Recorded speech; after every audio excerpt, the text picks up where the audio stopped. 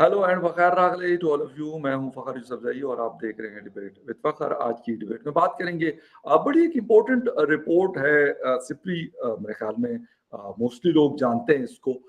हर साल इनकी एक रिपोर्ट आती है मुख्तलिफ कंट्रीज़ के हवाले से कि इनका डिफेंस का बजट कितना है और कहाँ पे स्टैंड करते हैं, किस नंबर पे, कितनी स्पेंडिंग करते हैं, लोकल मतलब कितनी परसेंट चीज़ें बनाते हैं, बाहर से कितना परचेज़ करते हैं।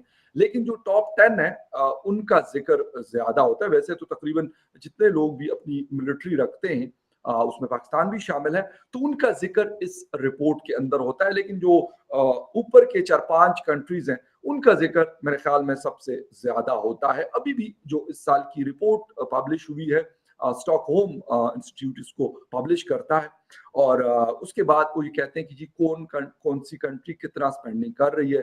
तो number 1, number 2, number 3, number 4, India number 4 पे है, सऊदी अरेबिया नंबर 5 पे है, रशिया नंबर 3 पे है, चाइना नंबर 2 पे एंड यूएसए नंबर 1 पे है। 916 बिलियन यूएस डॉलर जो है वो स्पेंड करता है। अच्छा, थोड़ा सा आज इसको समझने की कोशिश करेंगे कि दो कंट्रीज इस रीजन की है, चीन और इंडिया। सऊदी अरेबिया चले मिडिल ईस्ट का है और अक्सर डॉक्टर साहब कहते हैं कि रशिया मतलब यूरोप का पार्ट उस तरह तो नहीं है, लेकिन एक अलग उनकी एक अलग दुनिया है। हम अगर सोचे या देखें तो वो भी एक बड़ी स्पेंडिंग करता है। क्या वजह है? हम अमन की दुनिया भर में सुनते रहते कि जंगें नहीं होनी चाहिए, लेकिन इतना पैसा 61% ऑफ टोटल वर्ल्ड का जो स्पेंड होता है उसका 61% ये 5 ममालिक खर्च करते हैं। इस पे आज बात करेंगे और बात करने के लिए हमें ज्वाइन कर रहे हैं हमारे दोस्त, हमारे भाई और analyst from India, doctor Abhishek Mishra ji. Doctor साहब, thank you very much for joining my show. Thank you, Fakar bhai. It's an honor, always a privilege to be your show. You're like a family to me. तो thank you. बहुत बहुत धन्यवाद आपने बुलाया बहुत और आपको पखैर थैंक यू। रागलई आपके सभी दर्शकों को और आपको भी। आपको भी फखर अगले गुड इवनिंग जी आयानू और नमस्ते या आपको तो। जैन तशक्कुर। मरहबा। तो डॉक्टर साहब, एक तो ये रिपोर्ट मतलब इसके हवाले से हर साल ये आती है, कोई ये नहीं है कि इस साल पहली दफा आ गई। हाँ, लास्ट ईयर भी इंडिया नंबर 4 पोजीशन पे मौजूद था, सऊदी अरेबिया नंबर 5 पे था, if I am not wrong. India confirm number 4 पे था, इस दफा भी नंबर 4 पोजीशन उनकी बरकरार है।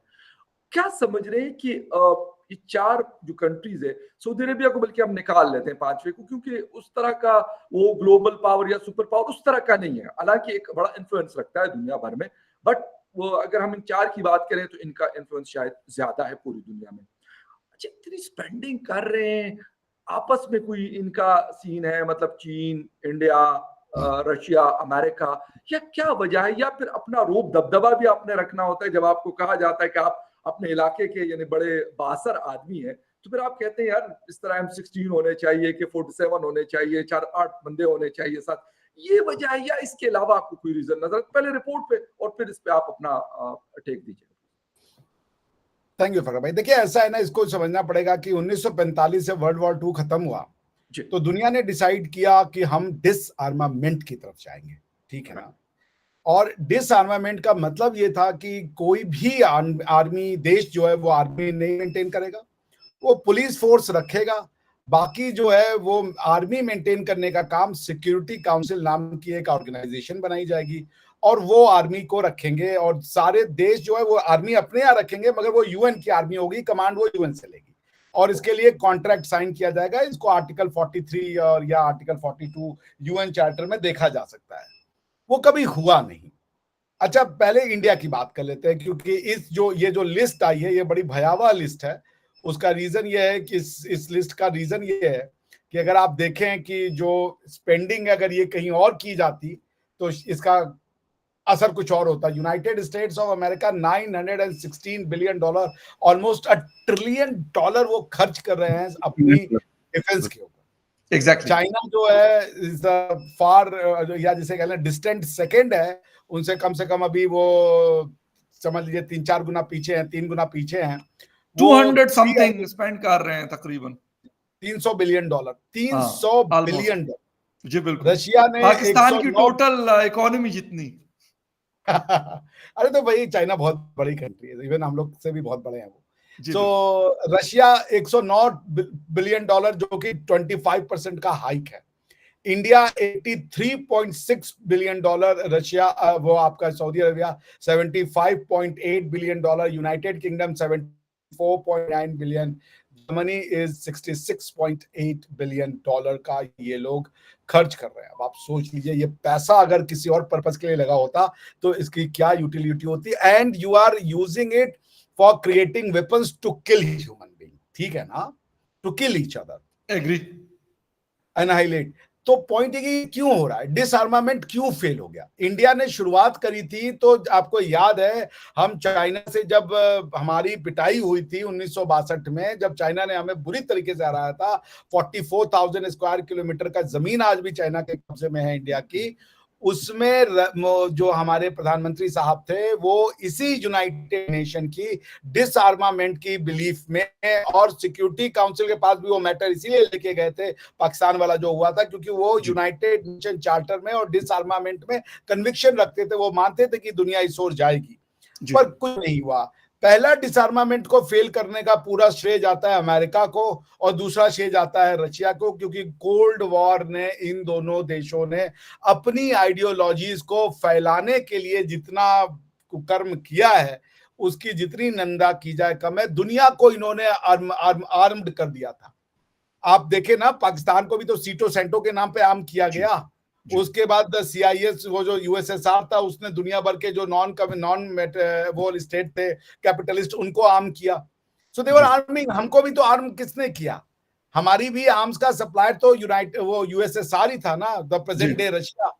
सो बॉटम लाइन ये कि अब आप पूछे ये क्यों हो रहा है, उसका रीजन ये है कि जो कॉन्फ्लिक्टिंग डिस्ट्रस्ट है ह्यूमन बीइंग्स के अंदर में, और जो पॉलिटिकल आइडियोलॉजीज हैं कुछ जो कि ह्यूमैनिटी को एक्सेप्ट नहीं करती in the plural form. Of communism है, वो दुनिया पे एक फॉर्म का पॉलिटिकल सिस्टम चाहता है, या कोई और है वो अपना दुनिया पे एक तरीके का पॉलिटिकल सिस्टम चाहते हैं, that creates a distrust. So I think कि सब एक दूसरे से डरे हुए हैं, और एक दूसरे से डर करके सब एक दूसरे के विध्वंस का, यानी कि एनाइलेशन का सामान इकट्ठा करें, which is very painful but the reality. And I hope कि ये सारे वेपन कभी यूज में ना आए, कोई गलती से भी यूज में ना करे इन वेपन्स को, क्योंकि ये जो वेपन है फखर भाई, ये वो वेपन नहीं है जो 1945 का डिस्ट्रक्शन करेंगे, ऐसा करें कि पृथ्वी खत्म हो जाएगी। There will be not an iota of sign of lives on the face of earth, armageddon होगा। बट आई थिंक कि they will come to senses, they will reduce their spending, military technology का जो reduction है वो ज्यादा अच्छा है, robotics आए, न्यूक्लियर वेपन, या जो भी जैसे कई ट्रीटीज हैं जो कि वेपन्स को इलीगल डिक्लेयर करती हैं। जैसे आपको पता है ये जितने इंसेंडिनरी वेपन्स है जो आग लगा देते हैं पूरा का पूरा इलाके में, उनको उन्होंने इलीगल डिक्लेयर किया है। क्लस्टर बॉम्ब्स को इलीगल डिक्लेयर किया हुआ है। सो बॉटम लाइन ये कि दुनिया को जाना पड़ेगा वापस डिसआर्मामेंट की तरफ।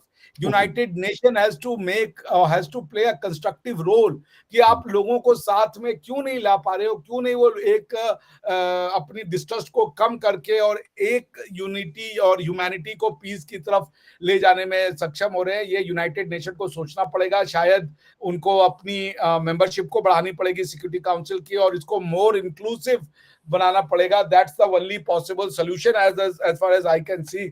बाकी तो ये क्यों है, डिस्ट्रस्ट है, एक दूसरे के ऊपर भरोसा नहीं है, चाइना अमेरिका के ऊपर, अमेरिका चाइना के ऊपर, रशिया अमेरिका के ऊपर, हर कोई किसी के ऊपर ट्रस्ट नहीं करता, and they want to protect and preserve their territory. बिल्कुल सही।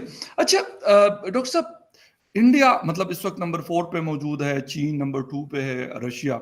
आपस में अगर हम देख लें तो ठीक है, मसले मसाइल भी हैं, लेकिन एक बड़ा क्लोज टाइज भी है अमेरिका का इंडिया के साथ, इंडिया का जो है वो रशिया के साथ, रशिया का चीन के साथ। और चीन का मैं कहता हूँ ठीक है, एक उस जंग के बाद क्या जो 1962 में हुई, उसके बाद इंडिया ने ये ट्रस्ट करना खत्म कर दिया कि भाई अब मजीद नहीं हो सकता, कल को कोई और चढ़ दौड़े, कुछ और इस तरह की करे, तब जाके उन्होंने ये सोच के ये डिसाइड किया। और फिर जिस तरीके से हमने मेक इन इंडिया को सुना, नरेंद्र मोदी साहब ने ये नारा बहुत लगाया, और अभी जब मैं रिपोर्ट पढ़ रहा था तो उसका जिक्र भी है कि मेक इन इंडिया, यानी एक बाकायदा वो कह रहे हैं कि 60-70% से ज्यादा जो प्रोक्योरमेंट है वो लोकल है।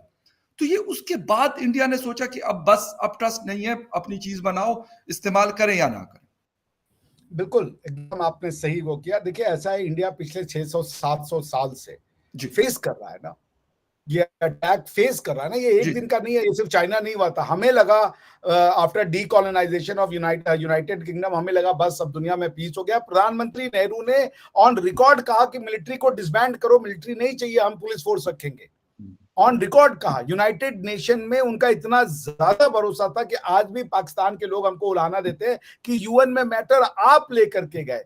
ये शो करता है कि प्रधानमंत्री नेहरू की कितनी ज्यादा कन्विक्शन थी यूनाइटेड नेशन के स्कीम में और उनकी जो डिसआर्मामेंट की पॉलिसी थी। ही लिटरली बिलीव्ड इट कि हाँ होगा, सब लोग डिसआर्म करेंगे। So he was perhaps little bit not in sync with the, जिसे कहते हैं रियल पॉलिटिक। तो वो वापस से वही, हमें लगा कि अब जो हमने 600-700 साल कभी तुर्कों से, कभी किसी से, कभी किसी से जो अपने ऊपर आक्रमण झेला है वो बंद हो जाएगा। But to our dismay, to our surprise, China आ गया हमारे ऊपर और फिर से वही हमारी यादें ताजा हो गई कि जब कभी मुगल आ रहे थे, कभी अरब्स आ रहे थे, कभी कोई आ रहा था, तो हम परेशान हो गए कि भाई अब ये 20वीं शताब्दी में भी ये होगा, हम पे फिर से अटैक होगा। तो हमें पता चला कि भाई अब जो दौरा है वो कम्युनिज्म के नाम पे और वन चाइना की पॉलिसी, जबकि हमने चाइना के लिए क्या नहीं किया फकर भाई, हमने सिक्योरिटी काउंसिल की अपनी सीट नेहरू जी ने चाइना को दिलवा दी। नेहरू जी ने कहा कि हम चाइना की वन पॉलिसी को एक्सेप्ट करते हैं। तिब्बत चाइना का पार्ट नहीं बनना चाहता था। तिब्बत या तो हमारा पार्ट होता या इंडिपेंडेंट स्टेट बन जाता, तो हमारा जो आज बॉर्डर चाइना के साथ है वो बॉर्डर तिब्बत के साथ होता।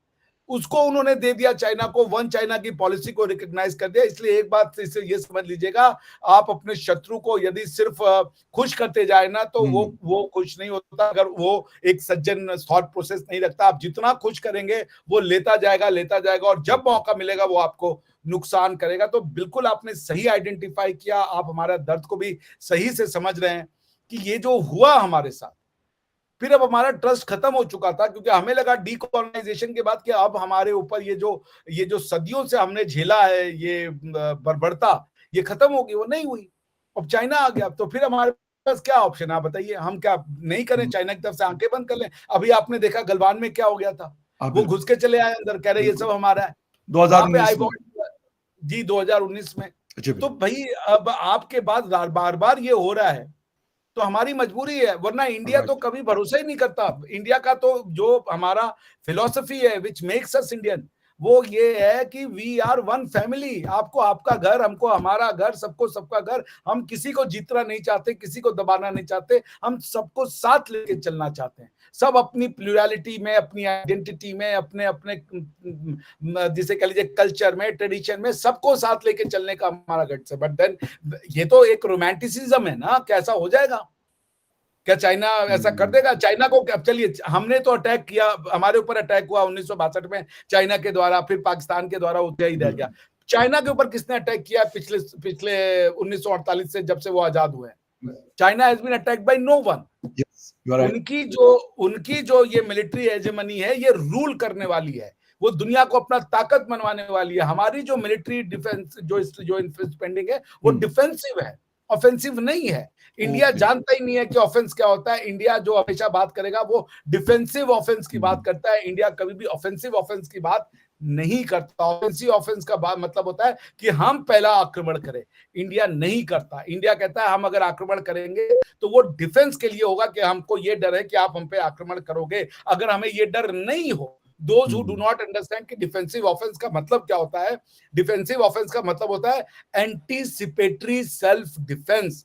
आप अगर आर्टिकल 51 यूएन चार्टर पढ़ेंगे फखर भाई, तो वो कुछ ऐसे है। वो कहता है कि every state, every member state has inherent right of self defence, collective or individual, against and armed attack.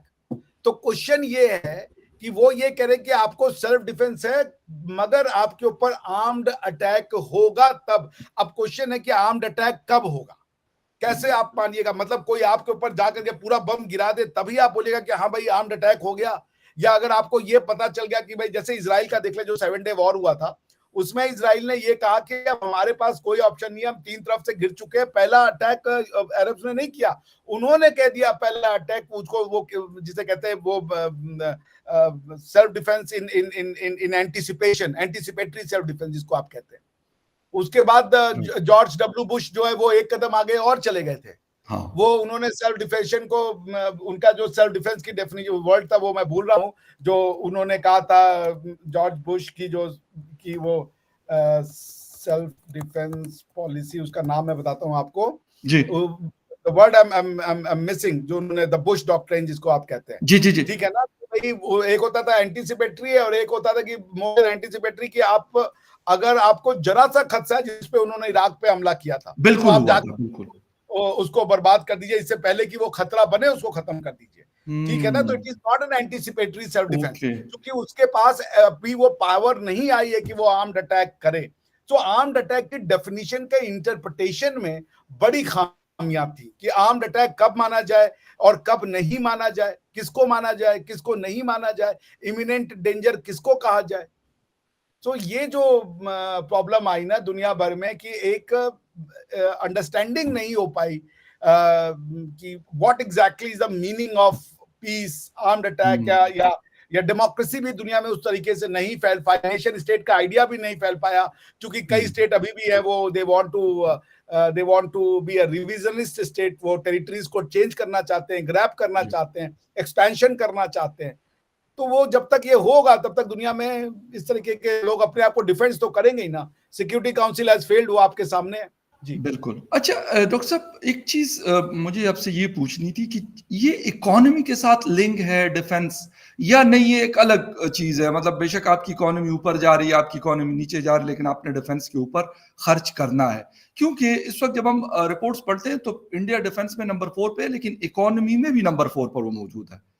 ठीक है, अब ये पॉइंट। अच्छा, फिर इसी तरीके से चाइनीज इकोनॉमी है, वो भी मतलब 18 ट्रिलियन की ऑलमोस्ट इकोनॉमी है। फिर यूएस इकोनॉमी है, वो भी इसी तरीके से। सऊदी अरेबिया के भी पास भी अगर देखा जाए तो पैसा वैसा है उनके पास। ठीक है, वो अब तेल वाला पैसा नहीं होगा, टूरिज्म के ऊपर आ जाएंगे या कोई और चीजें कर लेंगे, लेकिन है बहरहाल। तो ये जितना मतलब बड़ी इकोनॉमी होगी तो इतना बड़ा डिफेंस होगा, या ये एक अलग चीज है? देखिए, डिपेंड करता है आप इकोनॉमी कौन सी है। अगर तो आप इंडस्ट्रियलाइज इकोनॉमी है तो वॉर तो आपके लिए बूम है। ओके। अगर मान लीजिए आप वेपन्स बनाते हो और आपकी इंडस्ट्री ही वही है, तो आप तो चाहोगे लड़ाई करवाएं। ये तो वही बात है कि अगर मैं अफीम बेचता हूं तो मैं तो चाहूंगा नशेड़ी पैदा करूं ना। ये आप ऐसे चलें कि आज सब कॉन्टिनेंट, इंडियन सब कॉन्टिनेंट में जो भी लोग चाय पीते हैं उनको चाय का पता नहीं था 300 साल पहले। तो ब्रिटिशर्स ने क्या किया, फ्री में चाय पिलवाई, एडिक्शन लगवाया, फिर वो कहा कि हाँ भाई अब चाय खरीदो, चाय करो। यहाँ पे चाय नहीं था, लेकिन आज आप चाय के बिना इंडिया, पाकिस्तान, बांग्लादेश में सुबह इमेजिन नहीं कर सकते। Agree sir, same here. मैं अपना जाती तौर पे भाई बताऊंगा। मेहमान आता है तो लोग रूह अफ़ज़ा कम देंगे, चाय पहले पूरी चाय पिएंगे। एग्जैक्टली। और वो चाय अंग्रेजों ने आके हमें लत लगाई है, मुफ्त में बांटा करते थे वो। और जब लत लग गई तो आप देख लीजिए। तो पॉइंट इसका क्या है? पॉइंट ये है कि अगर आप एक इंडस्ट्रियलाइज्ड है, आप अगर रशिया है, आप अगर अमेरिका है, तो आप तो चाहोगे कि हमारा गन बिके। हमारे यहाँ एक मिर्जापुर करके अभी सीरीज चल रहा था, उसमें भी वही था। वो पॉलिटिशियन कहता है कि यार जरा वो हिंसा कम करो, वायलेंस कम करो, क्योंकि इलेक्शन आ रहा है। तो कहता है भाई मैं तो हथियार के धंधे में हूं, मैं हथियार बेचूंगा तो लोग, हिंसा तो होगी और हमारे कंट्रोल में भी ना रहे, ये भी हो सकता है। The same thing. तो ये जो आप, जिसको आप मिलिट्री इंडस्ट्रियल कॉम्प्लेक्स का जो कॉन्सेप्ट कुछ लोगों ने दिया था, वो तो यही था ना कि अगर आप बेच रहे हो टैंक और दुनिया में पीस हो गया, तो आपकी इंडस्ट्री तो फखर भाई खत्म हो गई ना, आपकी इंडस्ट्री तो दब गई। तो ये भी एक, इसलिए लोग ये कहते हैं कि कई ऐसी जो कंट्रीज है वो चाहते हैं कि उनका जो, जिसको आप मिलिट्री इंडस्ट्रियल कॉम्प्लेक्स कहते हैं, कि मिलिट्री जाके बर्बाद करेगी, जब मिलिट्री बर्बाद कर देगी तो इंडस्ट्रीज जाके उसको फिर से आबाद करेगी, तो ये इकोनॉमी का सर्कल चलता रहेगा। इसी को मिलिट्री इंडस्ट्रियल कॉम्प्लेक्स कहते हैं कि आप बम मार दीजिए, एक शहर को उजाड़ दीजिए, जब उजड़ जाएगा तो उसका फिर इंफ्रास्ट्रक्चर बनाएंगे आप, उसका जो है वाटर का वो है, बिजली का कनेक्शन है, टेलीफोन का कनेक्शन है, इंफ्रास्ट्रक्चर ले डाउन करेंगे ना आप, तो वो तो फिर आपको कॉन्ट्रैक्ट मिलेगा, पैसे कमाओगे। बिल्कुल। सो war can be a profitable business provided you are part of that military industrial complex. लेकिन अगर आप ऐसी कंट्री हो जो इंडस्ट्रियलाइज ही नहीं है, इंडस्ट्री का वो नहीं जानती है, एग्रीकल्चर है, एग्रीगेरियन है, और वो अपने आप वेपनाइज कर ले अपने समाज को, तो वो तो खत्म हो जाएगी, उसका तो लॉ एंड ऑर्डर चलना आ जाएगा। इकोनॉमी छोड़िए, क्योंकि जब इंडस्ट्री नहीं लगेगी, लोगों ने गोली बंदूक के दम पे प्रॉपर्टी हथियाना शुरू कर देना, वहां तो लॉ एंड ऑर्डर का प्रॉब्लम हो जाएगा, गृह युद्ध हो जाएगा, सिविल वॉर हो जाएगा।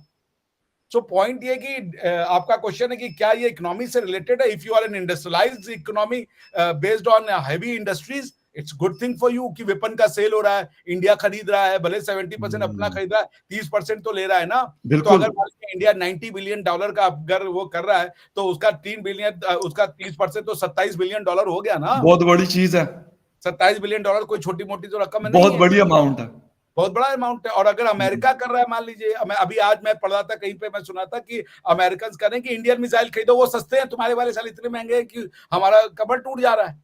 तो पॉइंट ये है कि आप, कई ऐसे देश हैं जो वाकई में हिंसा को देखना चाहेंगे, बट धीरे धीरे धीरे, और वो फिर उनकी इकोनॉमी के लिए अच्छा। लेकिन जो देश इंडस्ट्रियलाइज्ड नहीं है, जिनके यहाँ पे प्रोडक्शन नहीं है, जिनके यहाँ पे अभी एग्रीगेरियन है या प्रिमिटिव सोसाइटी है, उनके लिए तो ये नर्क है भाई, क्योंकि उनके यहाँ ये अगर फैल गया तो सूडान बन जाएंगे आप, अफगानिस्तान बन जाएंगे, या वो पंजाब, पीस खत्म हो जाएगा। हर कोई बंदूक की भाषा बात करेगा। in order for a state to exist and function, उसका पहला कंडीशन होता है फकर भाई, disarmament। हम अपना आप, और हम जब अपना आर्म रख दिए और स्टेट ने ले लिया कि हम अब तुम्हारी सुरक्षा करेंगे। देखिए, ऐसा कॉन्सेप्ट ये होता है कि हम जब हम स्टेट ऑफ नेचर में रहते थे, तो हम सेल्फ प्रिजर्वेशन में, हमारी जिंदगी की जिम्मेदारी हमारी थी। हम अगर ताकतवर थे तो हम बचते थे, हम ताकतवर नहीं थे तो हम खत्म हो जाते थे। भैया कोई गलत नहीं था, कोई पाप पुण्य नहीं था, कोई उसमें ये नहीं था कि ये बड़ा गलत काम कर दिया और ये अच्छा आदमी नहीं है। Survival of the fittest, law of the nature का था। उसके बाद क्या हुआ, जब स्टेट की परिकल्पना आई तो उसने कहा कि भाई स्टेट आपको सिक्योरिटी देगी, मगर कंडीशन ये है कि आप अपना राइट टू या freedom to use violence surrender कर दो, अनकंडीशनल।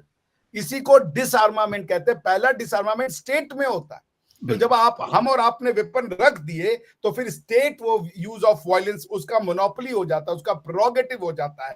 उसी से आर्मी या आर्म फोर्सेस बनती हैं, जो ये कहती है कि अब हमारे अलावा कोई फोर्स यूज नहीं करेगा। अब दूसरा चीज ये होता है कि जब हम ये कर देते हैं, तो हम राइट टू प्रिजर्वेशन से चले जाते हैं, राइट टू सेल्फ डिफेंस हमारा राइट हो जाता है। और अगर मेरा राइट है तो इसका मतलब किसी का ऑब्लिगेशन है। इफ दैट मींस, अगर मैं कह रहा हूं कि मैं अपने आप को सेल्फ डिफेंस करूंगा, तो इसका मतलब है कि वो किसी का ऑब्लिगेशन है कि वो मेरी डिफेंस करे। और जब वो फेल हो जाता है, तभी मैं सेल्फ डिफेंस कर सकता हूं। और अगर वो फेल नहीं हो रहा है, तो मेरा सेल्फ डिफेंस नहीं आएगा कभी भी। सो डिसआर्मामेंट, चाहे वो स्टेट हो और चाहे वो यूनाइटेड नेशन का स्ट्रक्चर हो, disarmament is the primary condition, primary requirement for a state to exist। तो जहां पे डिसआर्मामेंट नहीं हो रहा है, अगर आप सोसाइटी को आर्म करना चाहते हैं, हर किसी के हाथ में गोली बारूद देना चाहते हैं, तो फिर आप देख लीजिए सोसाइटी का हाल क्या होगा। अमेरिका में आप देखते नहीं है क्या हो जाता है, उनके आप लाइसेंस आराम से बंदूक खरीद लेते हैं, कभी कहीं शूटिंग हो रही है, कभी कहीं शूटिंग हो रही है। बिल्कुल सही कह रहे हैं। और डॉक्टर साहब, बिल्कुल आपने अभी शो के दौरान भी एक बात की कि जो बड़ी इंपॉर्टेंट थी कि अगर ये पैसा ऑलमोस्ट, ये अगर हम टोटल हिसाब किताब करें तो 2 ट्रिलियन, 1.5 से 2 ट्रिलियन डॉलर बनते हैं। तो बहुत बड़ी, यानी पाकिस्तान की टोटल इकोनॉमी 300 अरब डॉलर है। यानी पाकिस्तान के जैसे 5-7 कंट्रीज, मतलब टॉप 10 में पाकिस्तान की आर्मी, डिफेंस ये कुछ आता है। मतलब ना करते भी पाकिस्तान भी 25-30 अरब डॉलर डिफेंस पे खर्च करता है। तो अगर ये पूरा हिसाब किताब किया जाए तो फिर आप सोच लें कि क्या कुछ हो सकता है। लेकिन अनफॉर्चुनेटली दुनिया जब से बनी है तो जंग जदल जारी रहता है। किसी भी जमाने में कभी एक को वो दबाया जाता है और कभी एक उठता है, कभी दूसरे के ऊपर जाके चढ़ दौड़ता है। और मॉडर्न एरा में भी कुछ ना कुछ इस तरह की चीजें हमें मिल रही है। लेकिन मुझे लगता है कि ये खत्म होने वाली चीज नहीं है, क्योंकि बहुत सारे लोगों का इससे रोजगार जुड़ा हुआ है। अरबों डॉलर की, बल्कि ट्रिलियन ऑफ डॉलर की इंडस्ट्री अगर हम इसको कहें तो ये गलत नहीं होगा, क्योंकि हम सिर्फ 5 कंट्रीज का ये बता रहे हैं। अगर ये आप 10 को कर दें तो फिर जाके बात कहां पे पहुंचेगी। लेकिन एक चीज जरूर है, इंडिया के लिए जो सबसे पॉजिटिव चीज नजर आई मुझे कि 70% उन्होंने सेल्फ रिलायंस के ऊपर वो गए हैं, और 30% लाजमी सी बात है, हर कोई 100% शायद ही कोई कंट्री हो जो हर चीज खुद ही बनाता और खुद ही इस्तेमाल करता हो। ऐसा नहीं है, लेकिन कम से कम उन्होंने इस चीज के ऊपर काम किया। तो बाकी भी अगर सेटलमेंट हो, चले वेपन बनाए, लेकिन ये कि उसका इस्तेमाल बड़ा सोच समझ के होना चाहिए, बल्कि नहीं होना चाहिए। डॉक्टर साहब थैंक यू वेरी मच, आपके टाइम को बहुत शुक्रिया कि आपने शो ज्वाइन किया। Viewers thank you very much for watching debate with Fakhar Yousafzai. किसी और डिबेट में आपसे फिर मुलाकात होगी, तब तक के लिए टेक केयर। थैंक यू, मखा मोपा खैर आपको। थैंक यू आपको।